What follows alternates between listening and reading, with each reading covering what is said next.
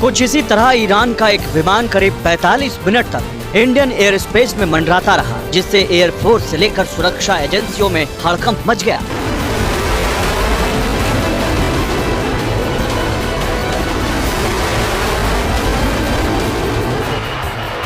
असल में ईरान की राजधानी तेहरान से चीन के ग्वांगझू जा रहा यह विमान काफी देर तक भारतीय क्षेत्र में चक्कर लगाता रहा। ऐसा इसलिए क्योंकि विमान में बम होने की सूचना थी। भारत के एयर ट्रैफिक कंट्रोल ने प्लेन के पायलट को जब इस बाबत सूचना दी तो वो दिल्ली में ही इमरजेंसी लैंडिंग की इजाजत मांगने लगा, लेकिन सुरक्षा को देखते हुए इसकी इजाजत नहीं दी गई। पायलट से कहा गया कि वो जयपुर में लैंडिंग करे। जब पायलट दिल्ली में ही उतरने की जिद करने लगा तो भारतीय वायुसेना एक्शन में आ गई।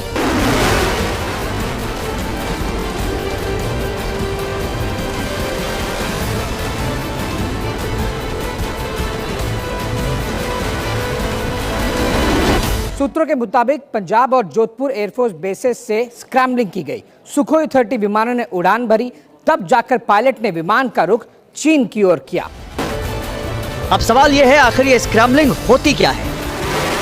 एयर डिफेंस की भाषा में स्क्रैम्बलिंग का मतलब इमरजेंसी हालात में लड़ाकू विमानों की तैनाती और उड़ान भरकर एक्शन में आने की उसकी क्षमता से निकाला जाता है। सूचना मिलने के कितनी देर में कोई एयरफोर्स अपने लड़ाकू विमानों को मोर्चे पर लगा देती है, यही उसका स्क्रैम्बल टाइम कहलाता है। यानी जिसका जितना कम स्क्रैम्बल टाइम, वो वायुसेना उतनी तेज और ताकतवर। स्क्रैम्बलिंग की पूरी प्रक्रिया कैसे होती है, अब इसे भी जानिए। अगर दुश्मन का विमान देश में घुस आया हो, उसने हमला कर दिया हो या फिर वो हमले की फिराक में हो, तो उसका जवाब देने या उसे रोकने के लिए वायुसेना अपने विमानों की स्क्रैम्बलिंग करती है। इसका सीधा मतलब यह है कि वायुसेना अपने लड़ाकू विमानों के साथ मोर्चे पर जुट जाती है। इससे पहले उसे एयरक्राफ्ट क्रू को तुरंत तैयार करना पड़ता है और जल्द से जल्द उड़ान भरनी होती है।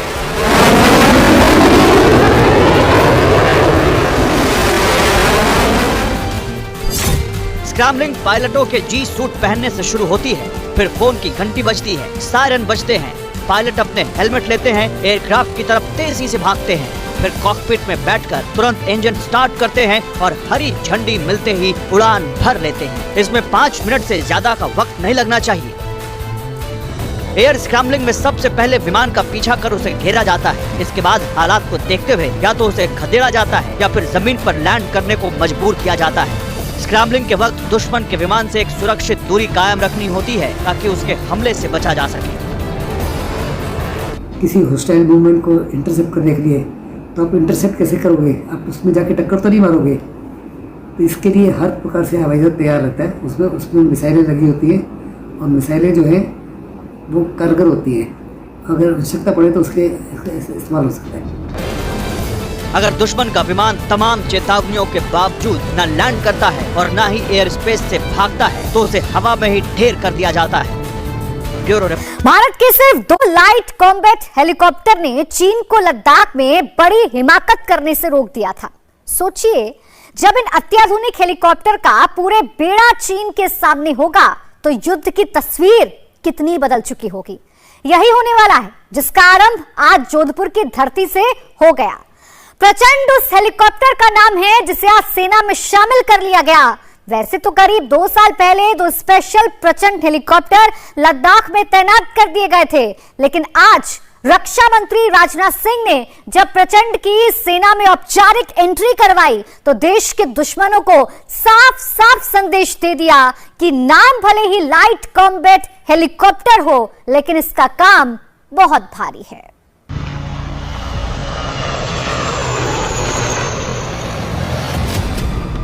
चीन और पाकिस्तान होशियार, अब होगा प्रचंड प्रहार।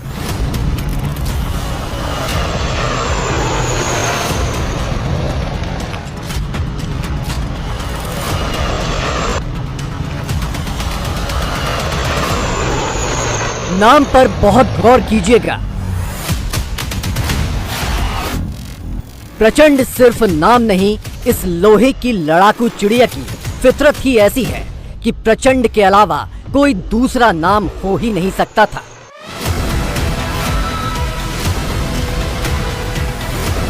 भारतीय वैज्ञानिकों और इंजीनियरों की करीब 20 साल की मेहनत का परिणाम है प्रचंड। भारतीय वायुसेना को पहला लाइट कॉम्बैट हेलीकॉप्टर मिल गया है और इसका नाम है प्रचंड। ये भारतीय वायुसेना की 143 हेलीकॉप्टर यूनिट है, लाइट कॉम्बैट हेलीकॉप्टर जिसे एचएएल ने तैयार किया, पूरी तरह से स्वदेशी, और ये अपने प्रचंड प्रहार के साथ पूरी तरह से तैयार है हर एक एरिया को डोमिनेट करने के लिए। इस समय डेजर्ट वॉरियर की धरती यानी जोधपुर में इस यूनिट को इंडक्ट किया गया है। आने वाले दिनों में इसे लाइन ऑफ एक्चुअल कंट्रोल पर भी लगाया जाएगा। कुल मिला के इनिशियली 10 की संख्या में भारतीय वायुसेना को मिलेंगे, 5 भारतीय सेना को मिलेंगे। देखिए इसकी वो खूबी जो इसे वाकई प्रचंड बनाती है।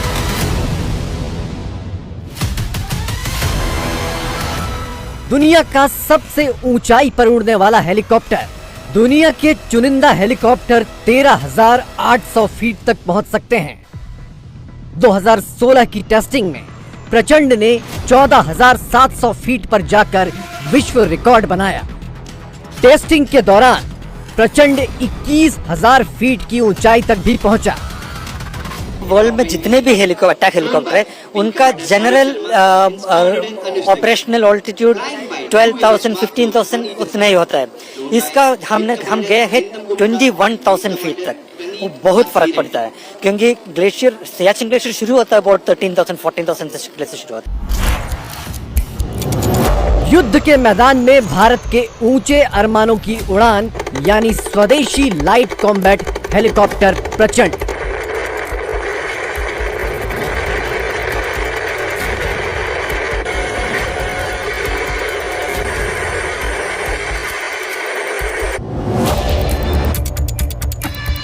रक्षा मंत्री राजनाथ सिंह ने वायुसेना को ऐसे ही 10 हेलीकॉप्टर आज सौंप दिए और खुद उड़ान भरते हुए मैदान जंग में भारत के प्रचंड हौसलों का ऐलान आसमान से कर दिया।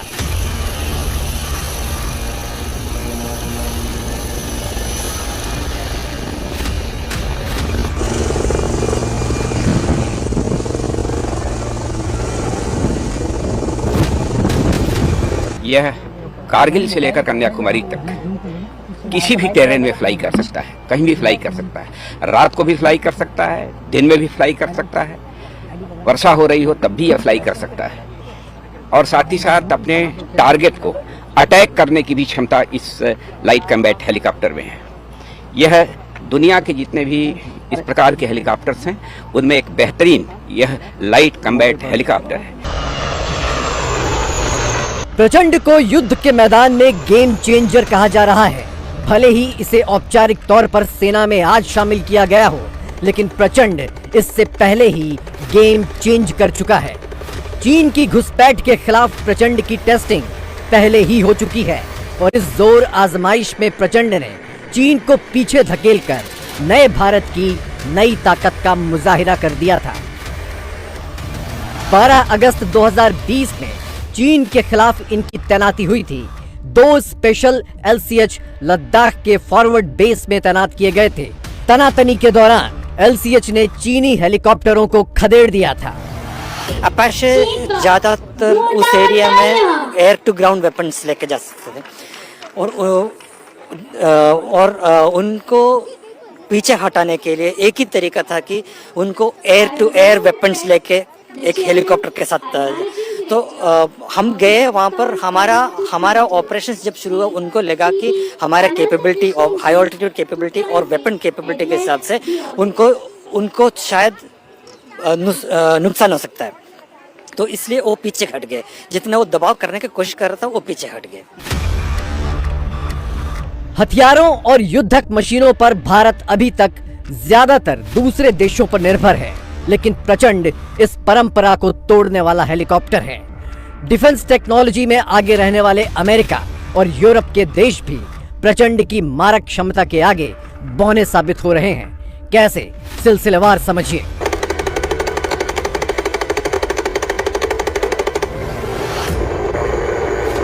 प्रचंड के कॉकपिट के ठीक नीचे लगी इस गन को पायलट की आंख से कमांड मिलती है। पायलट ने दुश्मन के एयरक्राफ्ट या ठिकाने को जैसे ही देखा वैसे ही ये गन हरकत में आ जाती है और खुद निशाना साधकर पायलट के एक कमांड पर आग बरसा देती है।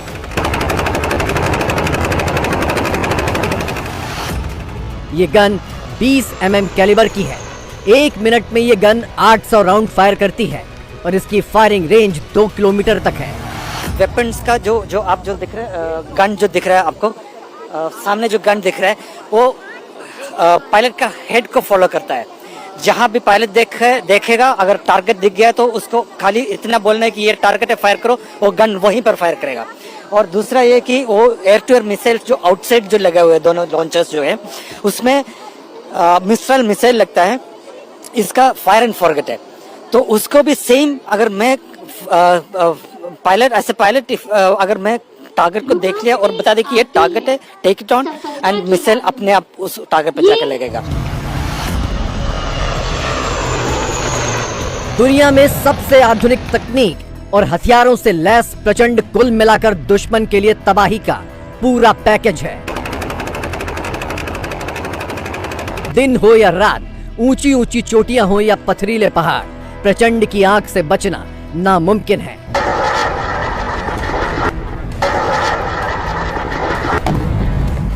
LCH के आगे जो कैमरा लगा है उसे EO पॉड कहते हैं, यानी इलेक्ट्रो ऑप्टिकल। दिन और रात दोनों में ये लंबी दूरी की ट्रैकिंग कर सकता है। दिन और रात दोनों वक्त में ये लंबी दूरी की ट्रैकिंग कर सकता है। इसमें लेजर टारगेट डेजिग्नेटर और रेंज फाइंडर भी हैं। 20 mm की ये गन पायलट की आंख से कंट्रोल होने वाली है। ये रॉकेट पॉड है जिसमें 70 mm के 12 FZ-275 LGR rocket back to back launch हो सकते हैं। यहाँ पर air to air missile Mistral लगेगी। LCH से एंटी टैंक मिसाइल ध्रुवास्त्र भी दागी जा सकती है।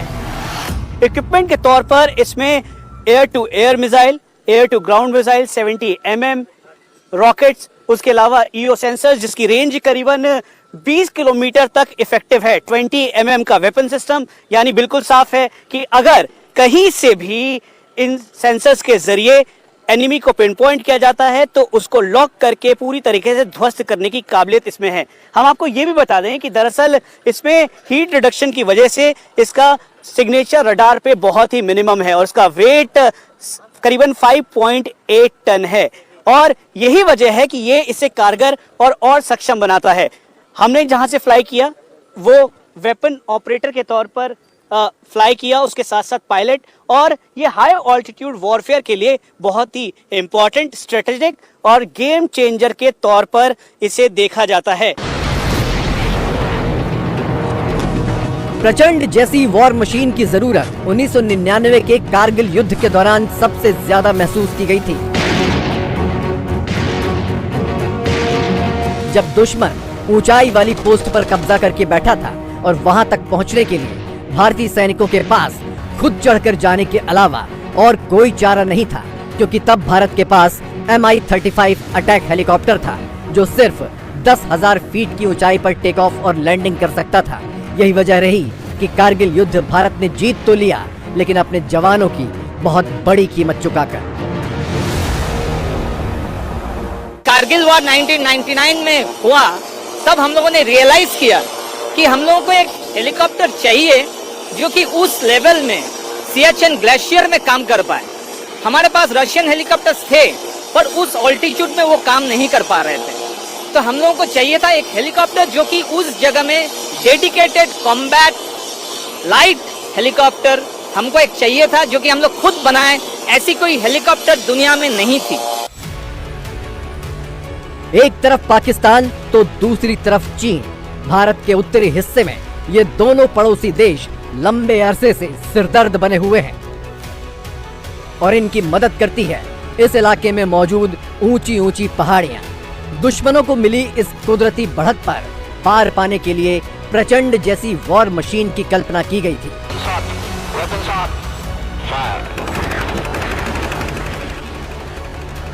देखिए ये कल्पना कैसे कैसे साकार हुई। –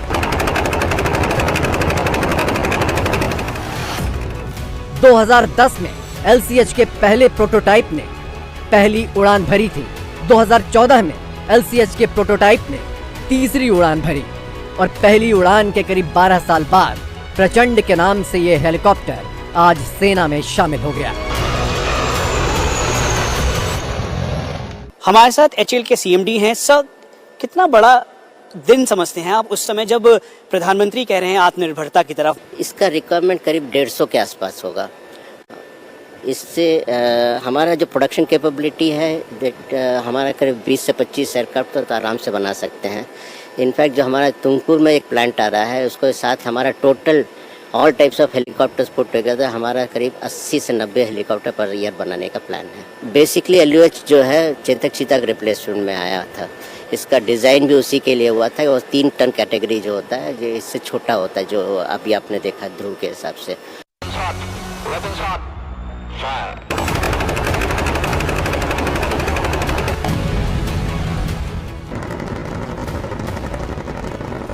आसमान में उड़ान भरते प्रचंड की खूबियों को गौर से देखिए और समझिए कि ये हेलीकॉप्टर क्यों दुनिया के बेहतरीन लड़ाकू हेलीकॉप्टरों की कतार में खड़ा है। शार्प डाइविंग हो, 180 डिग्री पर टर्न हो या 360 डिग्री पर टोटल रोटेशन, LCH के आसपास कोई नहीं टिकता।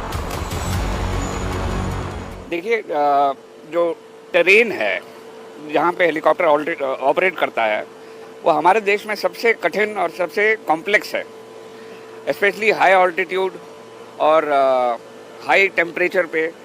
और किसी देश में ऐसा टेरेन है ही नहीं। देखो, हमारे ये जो पूरा सब कॉन्टिनेंट है, we have every kind of terrain. तो इसको मतलब दिमाग में रखते हुए हम जो मशीन अपने डिज़ाइन कर रहे हैं वो पूरे देश में ऑपरेट करने योग्य हैं। तो now we have an upper hand. हथियारों और ईंधन के साथ प्रचंड 5000 मीटर की ऊंचाई तक जा सकता है। जाहिर है लद्दाख और LOC के इलाकों में प्रचंड की ये खूबी चीन और पाकिस्तान के आंख की सबसे बड़ी किरकिरी होगी। चीन ने लद्दाख की ऊंची पहाड़ियों पर Z-10 अटैक हेलीकॉप्टर तैनात किए हैं। प्रचंड का सामना इनसे पहले भी हो चुका है और आगे भी होगा। देखिए Z-10 के सामने प्रचंड की ताकत।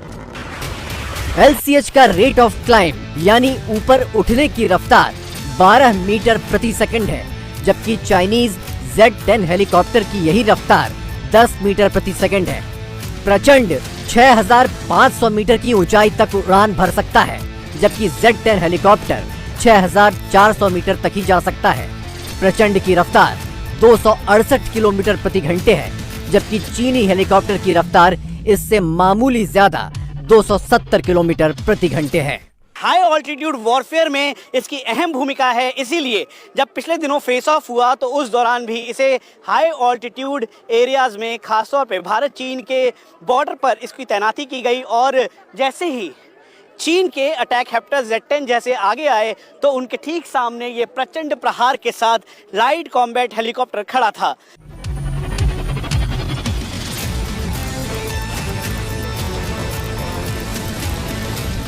तपता रेगिस्तान हो या बर्फीले पहाड़, हर मौसम और हर हालात में यह हेलीकॉप्टर दुश्मनों पर हमला करने में सक्षम है। यानी जंग चाहे पाकिस्तान से हो या चीन से, प्रचंड का प्रहार दोनों सूरत में जोरदार रहने वाला है। प्रचंड को वायुसेना में शामिल करने के लिए नवरात्र से अच्छा और कोई समय हो भी नहीं सकता था। रक्षा मंत्री राजनाथ सिंह ने भी कहा है कि इसके नाम के साथ भले ही लाइट जुड़ा हो, लेकिन इसका काम बहुत भारी है।